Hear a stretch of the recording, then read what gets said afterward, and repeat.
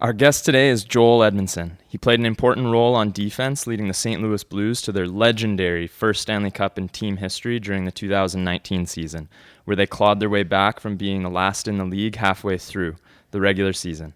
In his rookie year, Joel set a franchise record for most hits by a rookie with 162. He competed on Team Canada during the 2018 IIHF World Championships in Copenhagen, and now he's number 6 on the Carolina Hurricanes in the midst of his 5th NHL season, awaiting the return of the league post-COVID-19. Welcome to the show, Joel. Thanks for having me. Absolutely, man. Cool. So as I kind of outlined in the intro, what we want to talk about is mindset, right? And kind of what it takes to get to the top tier. So obviously you've accomplished a huge dream. You're in the NHL. When you were younger, before you made it, I was actually told in your last year with, I think it was the Kamloops Blazers, you were voted most dedicated player that year. I believe I was, yeah. So what was going on with your head there? Like, what was your motivation? What were you striving for? What was pumping your tires to like get out there and be dedicated every day? Well, I started off in Moose Jaw for 2.5 years, and then it was my 19-year-old year, and I signed a deal with St. Louis, so I kind of knew my 20-year-old year I'd be gone. So Moose Jaw traded me at the deadline to Kamloops, and just a new experience, new coaches, new teammates. I just wanted to go out there and show everyone what I was capable of, because in Moose Jaw, I was playing that more of a shutdown defenseman role, and just going to Kamloops, they gave me the opportunity to produce on offense at the same time as playing good defense. So I just wanted to go into Kamloops and make a name for myself as a two-way defenseman. Mm-hmm. And I think it was a perfect situation for me, and I loved playing there. Cool, man. Was there ever, were you worried that you weren't going to make it at the time? Do you know what I mean? Was there self-doubt involved? Make it to the NHL? Yeah, totally. Were you confident? I think I've always been a confident guy. But there's it still lingers in your mind. There's a lot of good hockey players in the world. Yeah. And I got to work my ass off to get there. So I knew I was driven. I've always been, a really competitive kid. Growing up with a brother, we'd battle.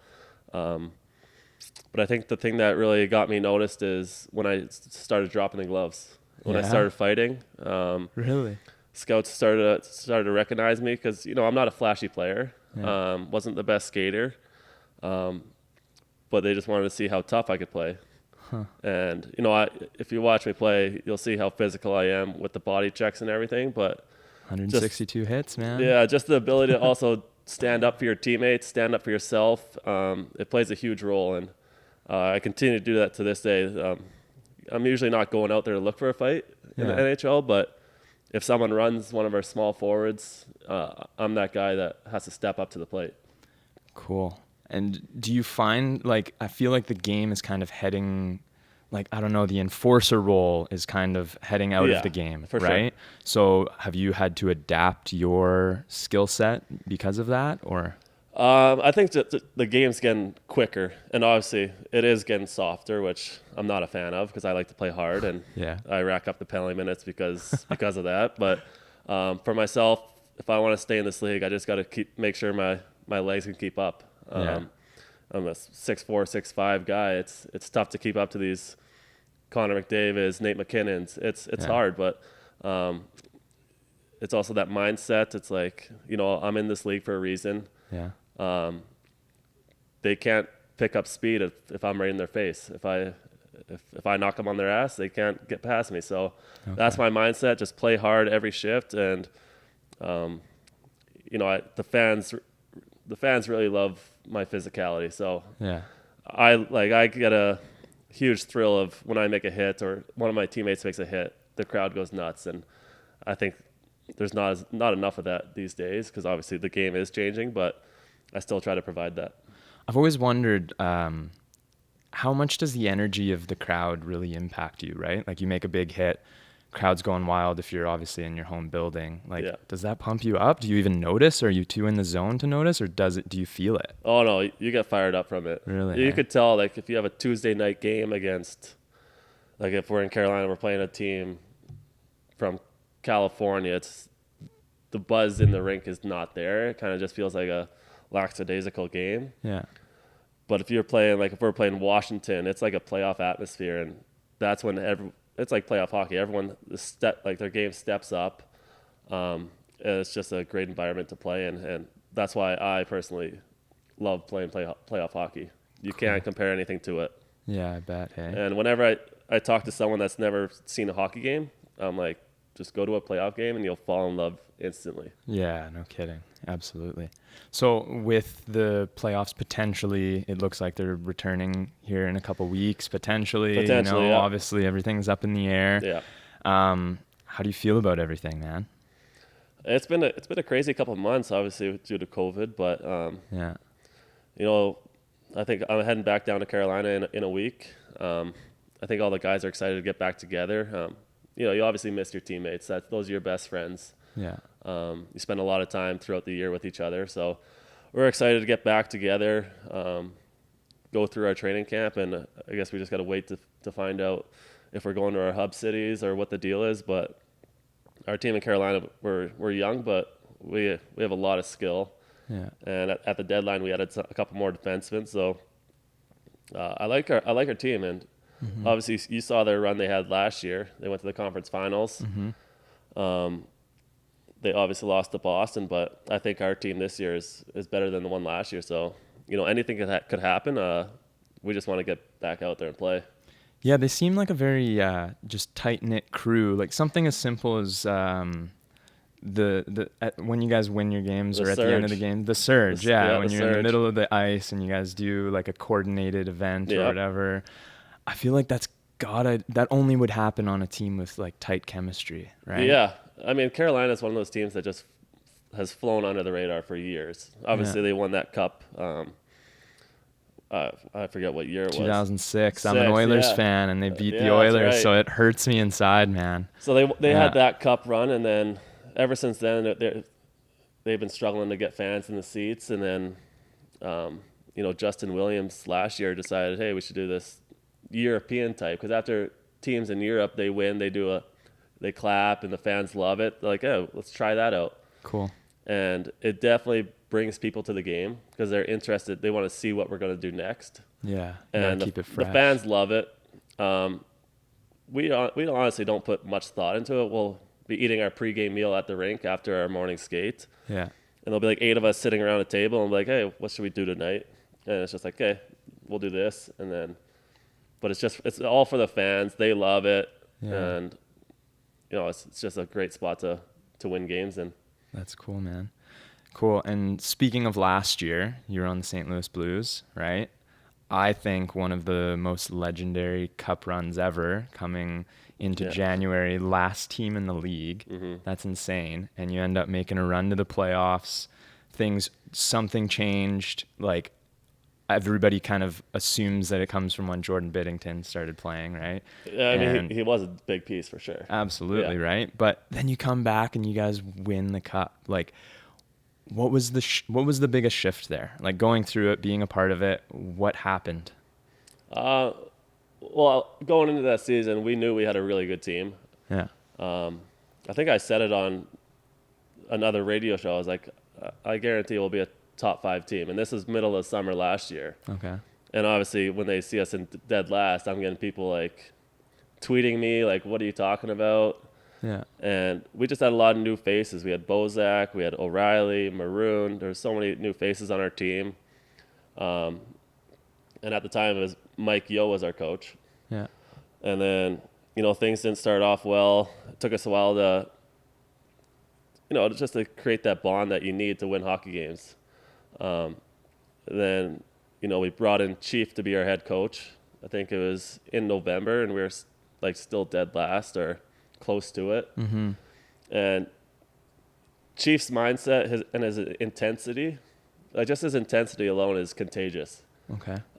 We could be up 4-0, and he'll be screaming at you on the ice. Like, he just wants you to play the right way, like all the time. Practices are intense, and like I said, it was definitely contagious. So when Chief came in, you could start to feel a little change, and then my good buddy Binner, he gets called up, and we go into Philadelphia. I think this is right when we were in last place. We fly into Philadelphia on a Sunday, and we're playing them Monday. And there's about 6 of us that have a buddy that's from Philadelphia. And he texts us. He's like, "Hey, there's a Eagles football game, playoff game. They're playing the Bears. There's a game going on tonight. Come over to my place for a couple drinks. I'll have some Philly cheesesteaks for you guys. We'll just hang out, watch the game." We're like, "Okay." So we flew in, got to the hotel. All of us hop in an Uber, and we go to this address. And we get there, and it's like this little corner bar. We're like, "This is not an apartment." We thought we were going over to his house or his apartment. He's like, so we call him. He's like, "Don't worry, just come in." So we walk in there, and it's like this members only bar. Okay. Which is like just like a neighborhood bar that it's like the guys only. So every Sunday they get together, watch football games. Like no wives are allowed in there. They just kind of hang out and drink. Just Philly guys. Yeah. And that's where we got that song "Gloria" from. Okay.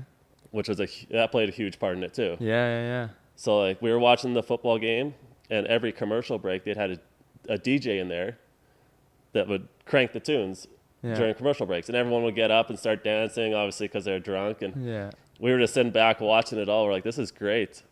And they kept playing this Gloria song, and everyone went nuts. They were like standing up on the bar, standing on their stools. And then I think it was Alex Steen. He's like, "We got to use this song as a win song." Cool. So the next day was Binner's first start in the NHL, and I think we won 3-0, 4-0. Yeah, shutout his first performance. Yeah, played Crazy. that song after the game, and then from there on, like I think the media team for the Blues, they did a great job of promoting like Gloria. Okay, yeah. And then the whole city gathered around this Gloria song. Yeah. There were shirts being made. Everyone's tweeting "Play Gloria." Totally. And that's when things really started taking off, and the fans kind of bought into the team again because we were starting to lose them because we were last place. When we started to get some wins, I think we went on an 11-game win streak, and that's when we were like, "Hey, we got a really good team." Cool. And and the momentum probably just carried through the rest of the season. And right? once you win that many games, you're expecting to win every night, and that's the confidence you need. Yeah. And that team, we had so much fun away from the rink. That team. Yeah. Whenever we'd fly into a city, we'd all meet up and go for some drinks and just get to know each other even more than we do already. And I think that plays a huge part, just team bonding. And I think that's starting to fade out of the league too. Yeah, really. But the team in St. Louis, the coaching staff, like Steve Ott and Chief, who we brought in halfway through, they played in the league for years. Like Chief played, I think, 17 years in the league as a tough guy, one of the toughest to ever play. So they knew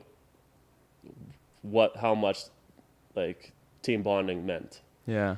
So they would always let us go out, have our fun, but we always came ready to work the next day.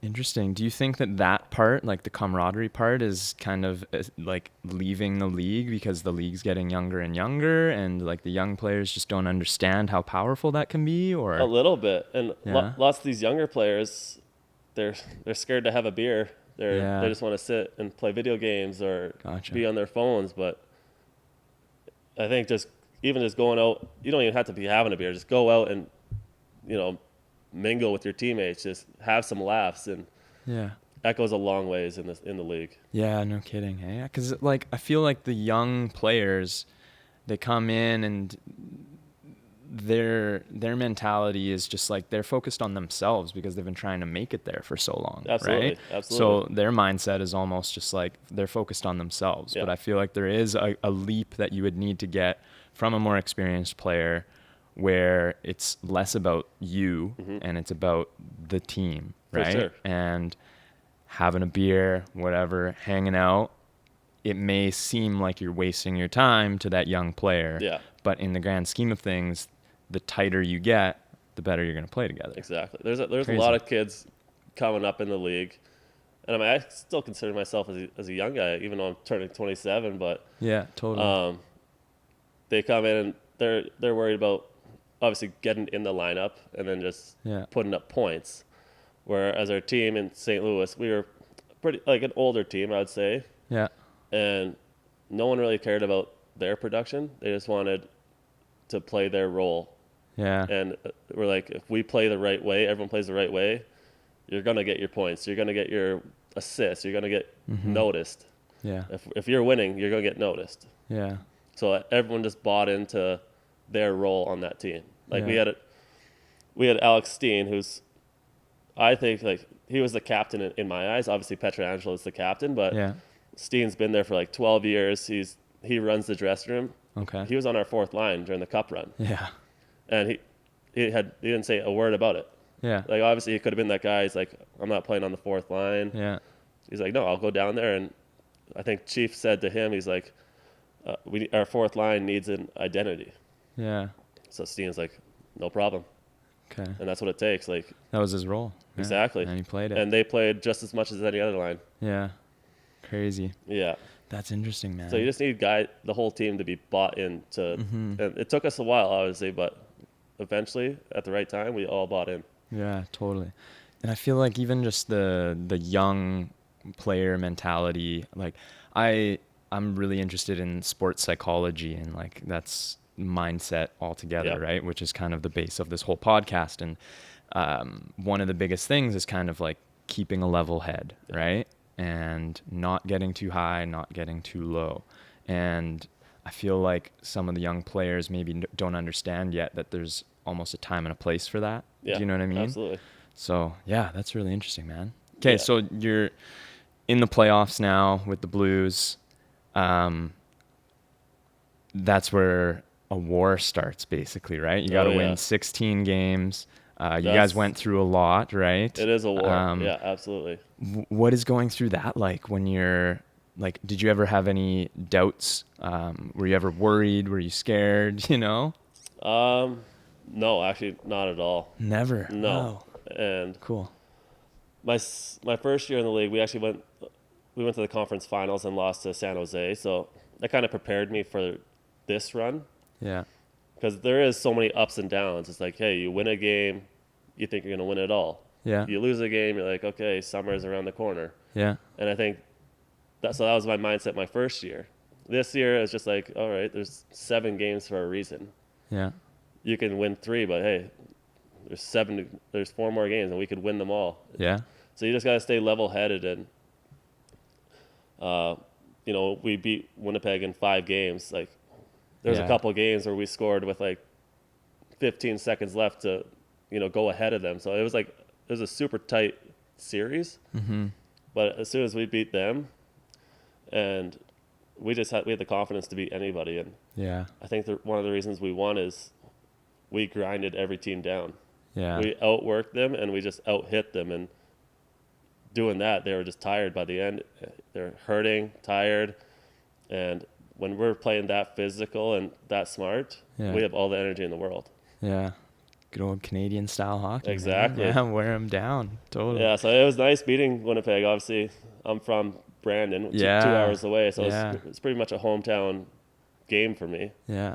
They were a good team too, man. They were really like probably one of the favorites going in, so that would have been tough going into. We found a hate towards them in the first game. Really? And that's what you need in playoffs. It can't be like, buddy. Yeah. You find a hate. And what was that hate? Like, obviously you're saying hate as in like using it as motivation, right? Yeah. Using it to kind of amp you guys up.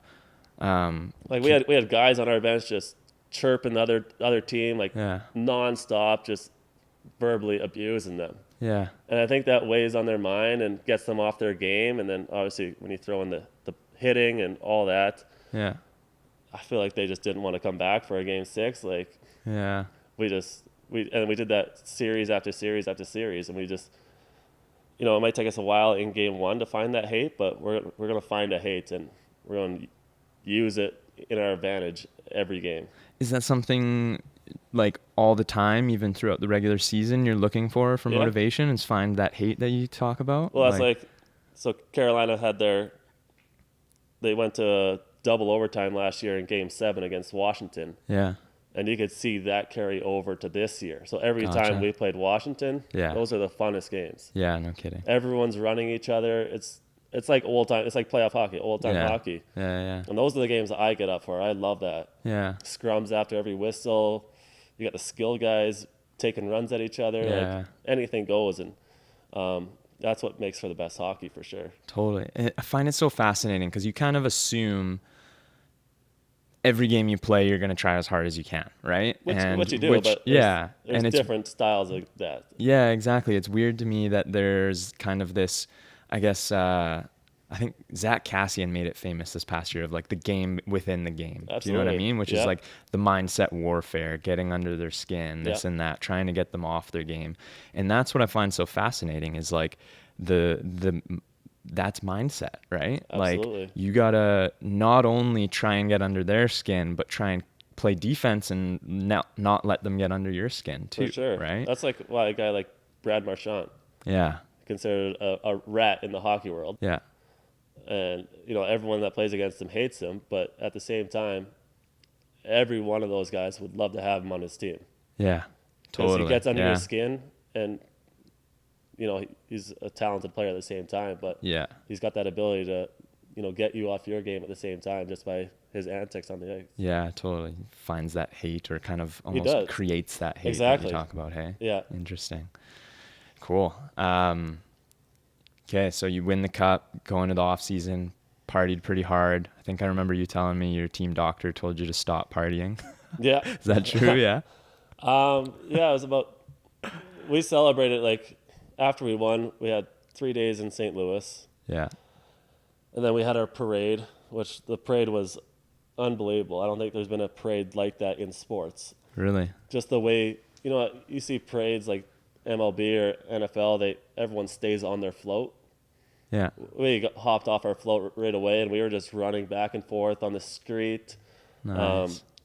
Some of the cops had like these tiny little dirt bikes, like they look like kid dirt bikes. So we're ripping around these bikes on the street, and everyone's spraying beer. Like it was mayhem. It was unbelievable. Obviously, first cup in history in St. Louis. Yeah, that's huge. So that was the coolest part by far, the Yeah. parade. And then Cool. right after the parade, our team flew to Vegas, spent 2 days in Vegas. Nice. And then after that, some guys died down. But then there was me, Pareko, and Patty Maroon. We flew to New York City to do this. Andy Bravo or Andy Cohen. Yeah. He's got a show Like on late night Bravo. show or something. Yeah. Right? Yeah. So he's a St. Louis guy. Cool. So he invited us to go on his show. So we flew to New York City, stayed there for 2 days, enjoyed the New York City nightlife. Yeah. And we flew back to St. Louis, packed all of our stuff up. And then my two good buddies on the team, Bortuzzo and Schwartz, they were planning on renting a house in California after the season. Okay. So they had this beautiful house in Beverly Hills that they rented. So I was like, hey, I'll come out for a week. Mm-hmm. Went out there for a couple of days, kept the celebration going. Yeah. And after that, I came back to Kelowna, and then I had strep throat and tonsillitis, and the doctor's like, I think that's from lack of sleep and, too much celebrating. Yeah. He's like, take it easy for 2 weeks. So I was laying on this couch for 2 weeks doing absolutely nothing. Yeah. Couldn't even eat anything. And by the time those two weeks was over, it was my day with the cup in my hometown. Nice. So Obviously, you're gonna party. So I didn't do anything for 2 weeks, and then go back to Manitoba. Yeah. Have my day with the cops. So it was like 2 nights of celebrating with all my friends from back home, all my family. Mm-hmm. And then right after that, I fly to LA again, and our team got nominated for the comeback of the year at the ESPYs. Cool. So I was like, I can't miss the ESPYs. It's like once in a lifetime opportunity. Yeah. Totally. So there was like 8 of us that flew down there, and then after that, I was like, when I got back to Kelowna, I just dialed it in for the next month and a half, Yeah. and I felt great going into camp this year. Yeah. Cool. And in the off season, you got traded to Carolina, right? Yeah, it was during camp this year, so I was in St. Louis. Oh, really? Yeah, we were Okay. playing some exhibition games, Yeah. and then I traded right before the season started. How did that feel? Like winning a cup and then getting traded. It was tough just because those are all my best friends on that team. Yeah. I played there for 4 years. I got drafted there in 2011. Yeah. So I made a lot of friends in that city and on that team. Yeah. So that was the hard part, leaving them. But so that summer I had to sign with St. Louis. So they took me to arbitration. Yeah. And I technically won the arbitration, so they ended up paying me more than they wanted to. Yeah. So usually when you win arbitration, there's a chance you're going to get traded. Yeah. And my agent, he communicated with me pretty well, so I had a feeling that a trade might go down. Yeah. But you can never prepare for it. Yeah, totally. I did the morning skate, came home, I was eating my pregame meal. I was about to go down for a nap before our exhibition game that night. Mm-hmm. And then right when I was eating my meal, I get a call. I see it's Doug Armstrong, the manager of the Blues. And right when you see his name, I knew I was getting traded. Yeah, like why else would he be? Yeah, calling? and I think it was like a 30-second conversation. He's like, yeah, they're going to call you. I was like, all right, thanks. And was it just straight to business? Like, this is what happens, you're yeah, traded, like, there's blah, blah, no blah. easy way of saying it. Yeah, totally. I don't want a long conversation. Yeah, true. Just tell me. So there's like 6 of the boys that came over on their way to the game. Yeah. Had a couple beers with me, and then I packed up and flew to Carolina that night.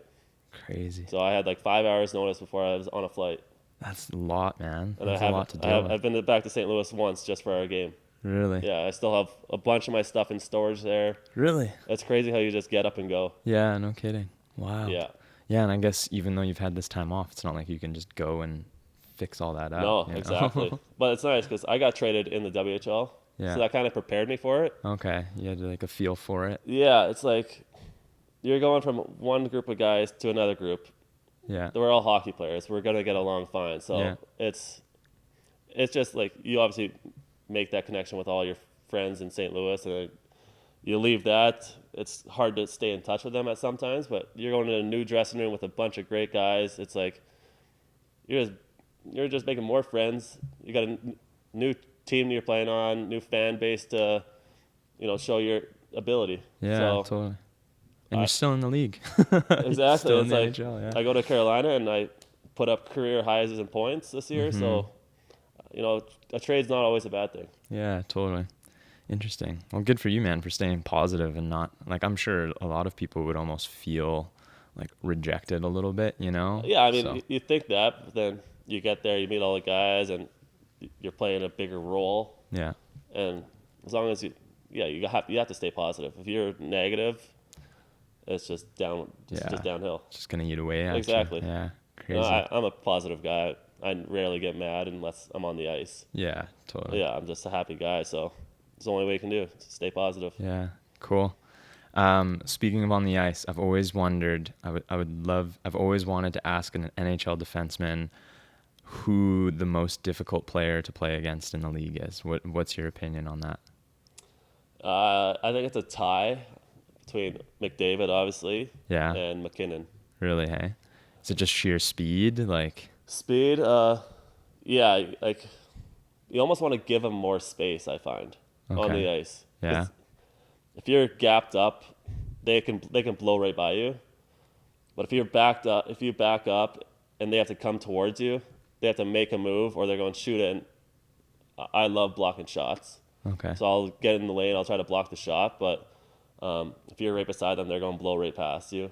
Yeah. And McDavid, he's straight speed. Obviously, he's got explosive, but McKinnon, he's got that strength at the same time, and he can stop on a dime and take off the other way like faster than you can even think. Like yeah, just unpredictable. It's crazy to even watch him play, and the speed of their hands. Yeah, that's like I don't know how you can be that good, to be honest.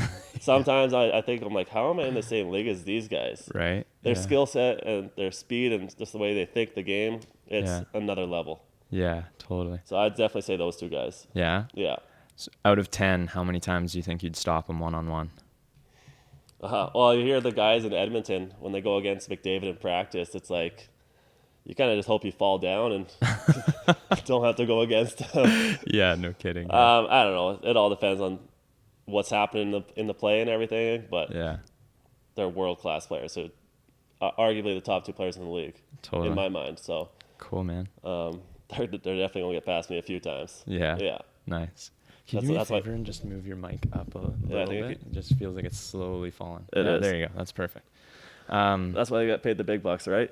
Yeah, totally. And you actually, when you went to, it was Copenhagen, you played on the same team as McDavid. I did, yeah. Right? McKinnon wasn't on the team, I don't think, right? He was probably still in playoffs at the time. He was in playoffs at the time. He was supposed to come over, but I guess he ended up just staying back. Okay. Because I think he's been over a couple times and played. Yeah. And what's playing in that tournament like? Like, that's a quickly assembled team with people like McDavid, who you maybe haven't really played with very often, right? Don't know anything about the guy. How do you build that team chemistry quick, and how do you, what was that like? Yeah, so we had on my team, it was me, Parayko, Shen, and Schwartz. There was 4 guys off my team, which made it easier. Yeah. And then there's a few guys off Edmonton, a few guys off the Islanders, and then the rest were kind of just scattered from around. Yeah. But we go to Latvia for a week, and we do our training camp. We just kind of practice and hang out, go for beers. That's when you get to know each other. Yeah. And obviously the hockey world's small, so we all kind of know each other already. Yeah.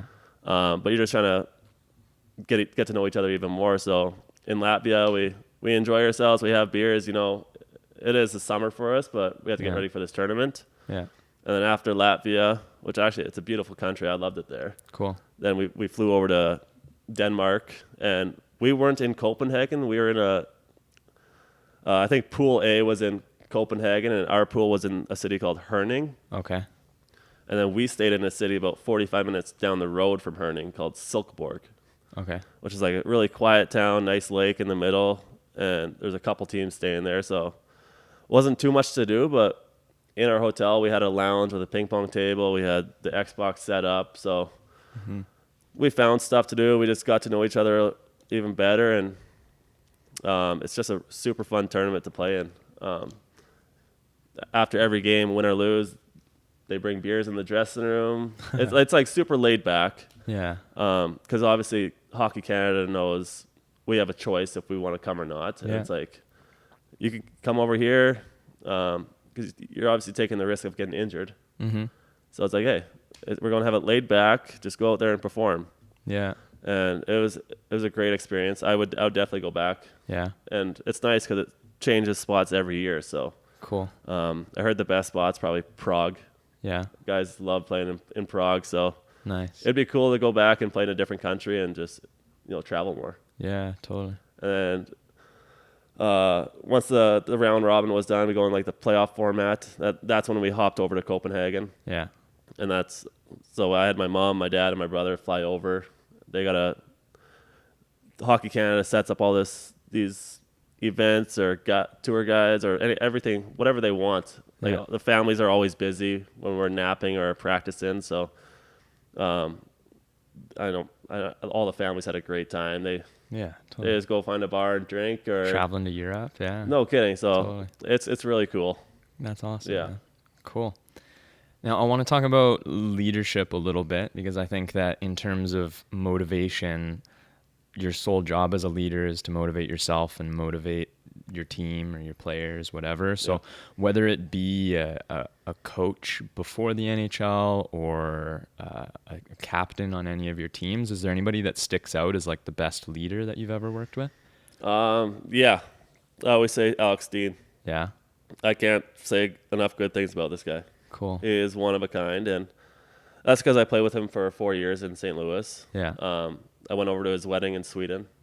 Cool. This is a super nice guy, and when you have a wedding across the ocean, like in Europe, you might get a few guys there. I think there was probably 20 players that went. Really? All their wives, a bunch of people that work for the Blues, and just from around St. Louis. There was a huge group of us that flew over for his wedding, and that just shows you what type of guy he is. Shows the buy-in, yeah. Yeah, and so I learned a lot from him. Yeah. Everyone respects the hell of him. He's the best guy. And then I go to Carolina this year, and we get Justin Williams halfway through our season. Yeah. And he is the same type of guy. Really? Cool. And these guys have obviously been around the league for a long time. And just the way they speak up in the dressing room, like you'll hear guys speak up and you're like, okay, like good points. But it's like whenever one of those guys speaks up, Yeah. you're listening and you're like, whatever they say goes, just because that's how much you respect them. And you know, they've been through every situation in the league. Yeah. Super smart guys, and like they have a good relationship with all the players. Yeah. Like, yeah. Yeah, and that respect factor that would come from not just one area of him, the way they speak in the dressing room, right? It's the way they perform on the ice, what they do behind the scenes, the way they train, this and that, hey? Absolutely. Like I said, Steen played on the fourth line in our cup run. Yeah. He didn't say a word about it. He didn't complain at all. And he didn't even have a letter on his jersey, or did he? He had an A. He was an A? Yeah, okay. He was an A. Cool. He was an A the whole time I was there. Yeah. But the way he goes out, he's probably one of our best. He was our best penalty killer. Oh. He would like put his foot in front of slap shots. Like I don't know how many times he broke his foot and played through it when I was playing with him in 4 years. Really? I've seen like every year he was breaking a foot and he'd play through any injury. Yeah. And he's the hardest worker in practice and in the games. Yeah. And, you know, he might have lost a step. Obviously, he's, 34, 35 now, so he's not the fastest guy, but just the way you can see it in his face when he's skating, how hard he works. Really? Because he'll do anything just to stay in this league and anything to win in general. Yeah, totally. And that's the same thing with Justin Williams. Mm-hmm. Interesting. Yeah. And then what about like coaching, right? Because I find there's obviously different styles of coaching, and not one is like right or wrong, right? But I look at something like what the Toronto Maple Leafs went through last year, where they fired it was Babcock, right? And obviously you never really know unless you're on the team what the coaching style's like and stuff. But it kind of seemed like it was almost his call was the call. Do you know what I mean? And once they brought in his name is slipping me, but the new coach, once they brought him in, it seemed like in his interviews he was talking about how it was more of like a laissez-faire, let the players do their own thing within a system, right? Absolutely. And like give them autonomy, right? For sure. And I'm sure everybody recently has watched The Last Dance, that Michael Jordan documentary, right? Course. And I couldn't help just be fascinated with what is his name? What was the Phil? coach? Phil Jackson. Yeah. I was fascinated with Phil Jackson out of the whole thing, right? Like, sure. Obviously Michael Jordan, Yeah. king, right? Of course. Kills it. But Phil Jackson seemed like kind of the orchestrator that brought everybody together. Absolutely. And I recently read his book 11 Rings, and nice. a lot of it was about letting people do their thing to a certain extent, letting the professional players be creative, right? Within sort of an overarching kind of system, right?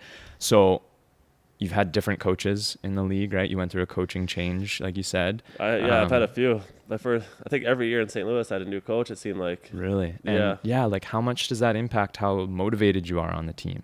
Like my first year I had Ken Hitchcock, who is a Hall of Fame coach. Yeah, legend. So I was listening to everything he said, and then you start hearing the older guys chat, and they're like, what's this guy talking about?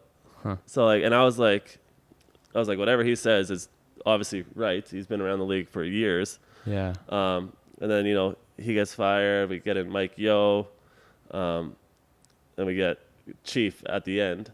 And just the intensity that Chief brings. And we all knew that he played 17 years in the league as a tough guy, which is not an easy thing to do for 17 years. No kidding. So we respected him for that. But just the way so he's the type of guy that likes to go for beers. Okay. So he obviously let us do that. But every day at the rink, it was, we're coming here to work. And he made sure that was in our minds. Every practice, he was blowing down every mistake. He's yelling at guys. And some coaches who do that, you'll get pissed at them. Like, it kind of flicks a switch in your mind. But with Chief, it's like, okay, just do it better, do it harder.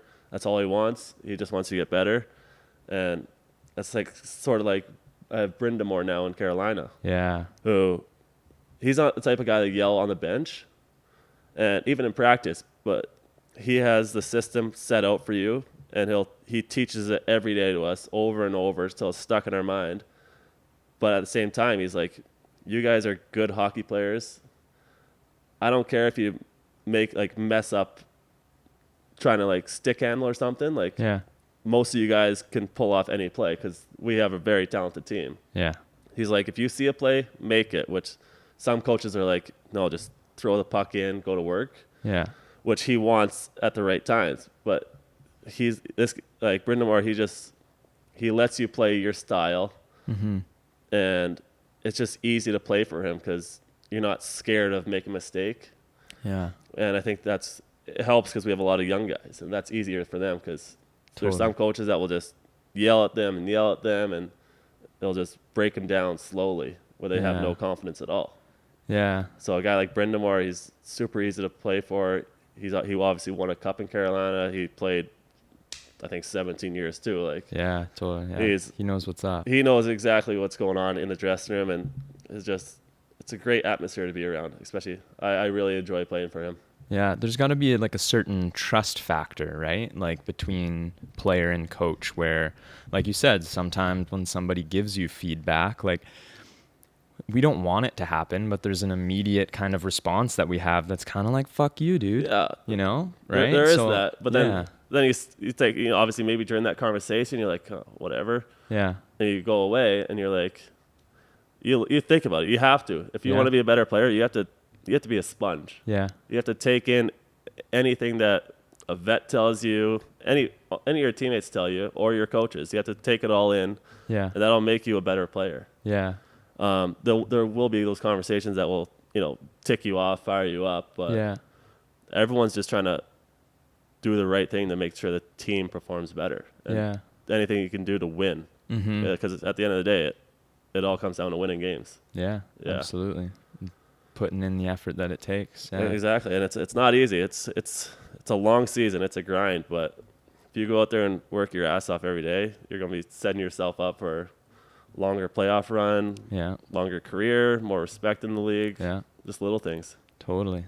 It kind of rings a bell in this term called growth mindset, where a growth mindset is it basically comes down to a belief that no matter what you do or how skilled you are, there's always some way to get better, right? Absolutely. And a lot of ways people aren't successful in life, whether they're hockey players or business people or whatever, tends to be when they have what they call a fixed mindset, right? Which is, I'm as good as I'm going to get, and I either have it or I don't, right? And if you have that mindset, how are you going to get better? Those interactions you have with coaches are just going to be the ones where you're saying, fuck you, dude, because you don't trust them kind of thing. Like most of those guys, some of them will get by with that mindset. Because they're so skilled. Yeah, totally, yeah. They might not be... Yeah, exactly. They'll get by, but there's lots of guys with that mindset that I've seen their career just go downhill, and it's even in junior hockey. Really, hey? So you see it, you can recognize it within the leagues, hey, when people kind of have the one versus the other mindset? You have to be 100% committed to your job. Yeah. And I think that's, even playing junior hockey, all my buddies were going to parties and everything, and I was like, I have to wake up and work out. I was playing baseball growing up until I was about 17. Yeah. And my focus was hockey and baseball. That's it. And then I was like, if I make it, I can have my fun then. Mm-hmm. So you have to have that mindset. It takes a lot of work and sacrifice, but it's definitely worth it at the end of the day. Totally. And you can be happy with I left it all out there. You might not make it. Yeah. But at least you gave it all you got, right? Absolutely. Yeah. Have you ever worked with a sports psychologist or anything, or how does that work in the NHL? Does the team provide one, or is it up to you and your agent to kind of see one if you want? Or it's agent. If you want one, you can talk to your agent. They'll get you in touch with one, no problem. Yeah. And lots of people talk to them over the phone and just talk to them for an hour, once a week or whatever. Okay.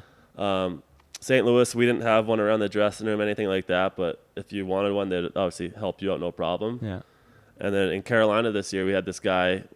I think he works at Duke, he would come in, like Duke University. Yeah. He would come in once every 2 weeks, and we'd have like an hour session with him, just about sports, everything, like your mindset, and it's like he's asking us all these tough questions. He puts us off into groups, and he wants us to write down all these answers to these questions, and then he takes in all our notes and everything, and then he just gives us feedback, and he just tells us he's helping our breathing exercises. Cool. Yeah. Lots of stuff, and I really enjoyed like him talking to us, and just that hour that we get every 2 weeks. Yeah.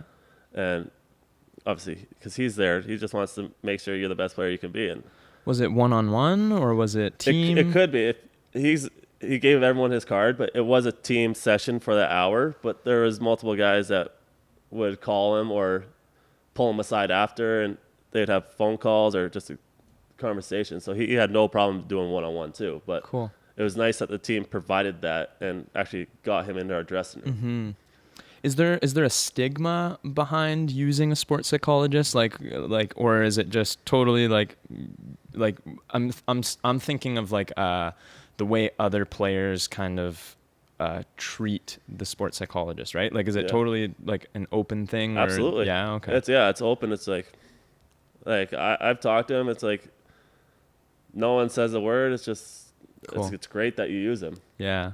I don't know why all the guys wouldn't use him, to be honest. Yeah, totally. It doesn't hurt. Yeah, it's interesting. I heard in F1 racing, there's kind of this, there was an interview with Nico Rosberg, who won the world championship a couple of years ago. And he was saying that he used what the other people in F1, the other drivers, call a head coach. And they almost view it as like, you're weak if you need one, right? And I think that that's starting to shift nowadays, where like people are starting to see the value in psychology and sports psychology specifically. I'm a true believer that sports psychology doesn't just help you in sports; it helps you in business and just being happy in general in life. Absolutely. But yeah, I was interested when I heard that Nico Rosberg was talking about how people would kind of like beat him I could definitely see that. Yeah, I could definitely see that. But I mean, in Carolina on our team, it was no one said a word. Yeah. It was cool because, some games you won't be having your best game and you'll kind of just feel out of it. Yeah. And he would tell us, like, breathe in the nose, breathe out the nose. He's like, get your senses back. He's like, know what you're feeling. Like, you're holding your stick, you're sitting on the bench, and like, just dial it in. Like, he's like, get your eyes right. Like, focus on everything that's happening on the ice. And he's like, that will make you come back and just be mindful. Exactly. Yeah. So cool. Like, I was talking to guys on my team, and like the next game after that conversation that he had with us, we all did it. Yeah. We won that game too. Like, crazy. Yeah. I was fascinated in The Last Dance where they were talking about how Michael Jordan wasn't just the best basketball player, but he was the best at staying present in the moment. Yeah, exactly. Right? I remember that. Yeah. And I remember that just kind of put all of this into perspective for me, where I was like, whoa, that makes sense, right? Especially a celebrity that big. Yeah, totally. Where as soon as he goes out his front door, his eyes on him all the time. And you have to be mentally tough. Yeah. You have to be. Totally. So let's say, like, in your pregame ritual, like, are you a routine guy, or is every day different before a game? No, it's pretty much the same. Yeah? Yeah. Do you meditate at all? Or I don't. Do you do your own form of meditation? I have before. Yeah.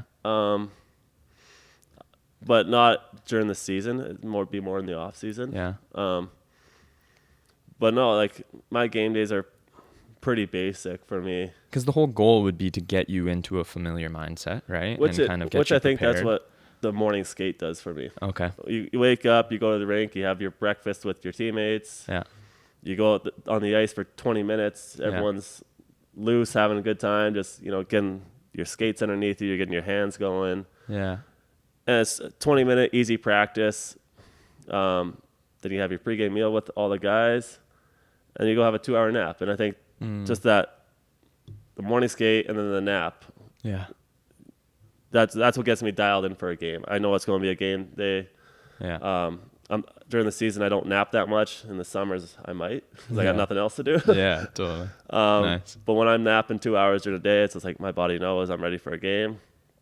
And you wake up, you go to the rink, usually stop at Starbucks, get a coffee. Yeah.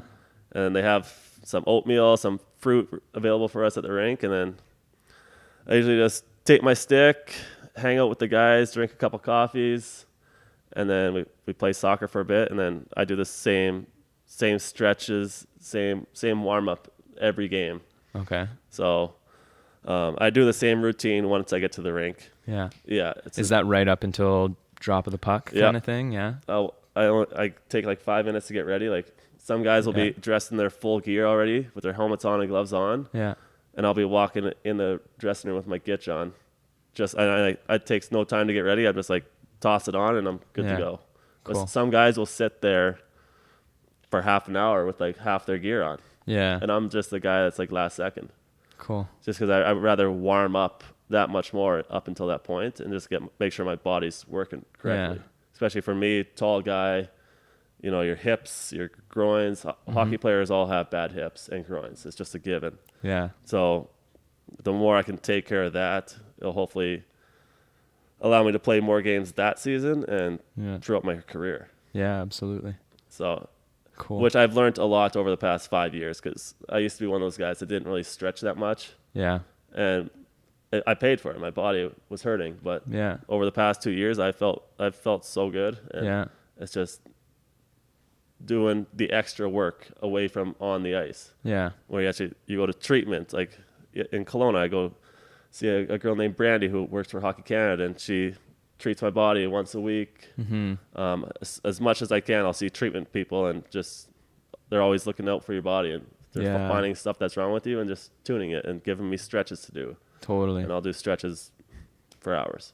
Yeah, that's kind of like, so this whole idea of the 6 a.m. mindset, which is what this podcast is all about, is it's kind of this complicated whole bunch of things that kind of get summed up by doing things you don't necessarily want to do in the moment, but in the long run will help, right? Absolutely. So like 6 a.m. to me is a time that you don't wake up naturally at 6 a.m. You have to force yourself to do it, but you're doing it for a reason, and it's because you believe that in the long run, doing it will help you and reach your goals, right? And something like that, something as simple as maybe it stemmed from an injury or like a groin injury, but then you learn that if you were stronger in your hips, then maybe this wouldn't have happened, right? So you're just kind of constantly learning these little things that will help you in the long run, but you kind of learn to love those small moments, like that 6 a.m. wake up over the long run, even though it used to suck. Yeah. You know, like those hip stretches or the groin stretches or whatever, they probably sucked implementing,